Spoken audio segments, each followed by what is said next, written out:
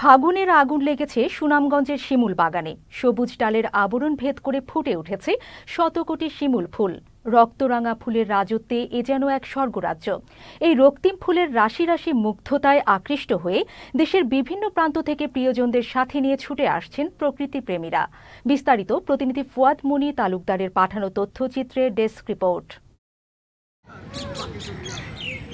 একদিকে মেঘালয় পাহাড়, মাঝখানে জাদুকাটা নদী, আর এপারে সারি সারি শিমুল গাছে সাজানো স্বপ্নপুরী শিমুল ফুলের রাজ্য। প্রায় ২ যুগ আগে সুনামগঞ্জের তাহিরপুর উপজেলার বাদাঘাট ইউনিয়নের মানিগাঁও গ্রামের বৃক্ষপ্রেমী জয়নাল আবিদিন প্রায় ১০০ বিঘা জমিতে গড়ে তোলেন বাগানটি, যেটি দেশের বৃহত্তম শিমুল বাগান হিসেবে এখন পরিচিত। বসন্তের ছোঁয়ায় নবযৌবনের সাজে সাজতে শুরু করেছে প্রকৃতি। আর এই প্রকৃতি রক্তের লালে লাল হয়ে সৃষ্টি হয়েছে নৈসর্গিক সৌন্দর্যের। শিমুল বাগানের প্রতিটা গাছে এখন ফুটেছে রক্তরাঙা শিমুল ফুল। রক্তিম এ ফুলের আগুন যেন ছড়িয়ে পড়ছে সর্বত্র।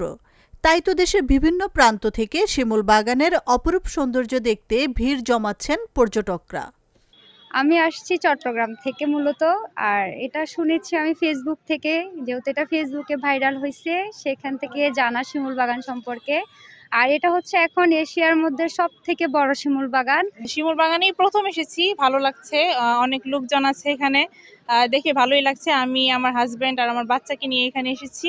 আমি যতটুকু জানিছি যে এটা হচ্ছে এশিয়ার দীর্ঘতম শিমুল বাগান, মানে সবচেয়ে বড় শিমুল বাগান, যেটা আমাদের জন্য সত্যি গর্বের বিষয়। অত্যন্ত সুন্দর লাগছে আজকে শিমুল বাগানে, বলা যায় লাল আগুন লেগে গেছে, এরকম একটা অনুভূতি বলা যায়।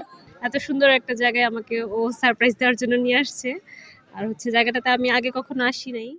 এদিকে পর্যটকদের যথাযথ নিরাপত্তার ব্যবস্থা নিশ্চিত করা হয়েছে বলে জানিয়েছে জেলা প্রশাসন। জাদুকাটার তীরে শিমুল বাগানে এখন গাছে গাছে থোকায় থোকায় ফুল, পাখিদের কলকাকলিতে মুখরিত পরিবেশ। সব বয়সী মানুষের পদচারণা এবং প্রকৃতির সৌন্দর্যে নবপ্রাণের সঞ্চার হয়েছে যেন। আশরাফুন নাহার মালা, চ্যানেল এস নিউজ ডেস্ক।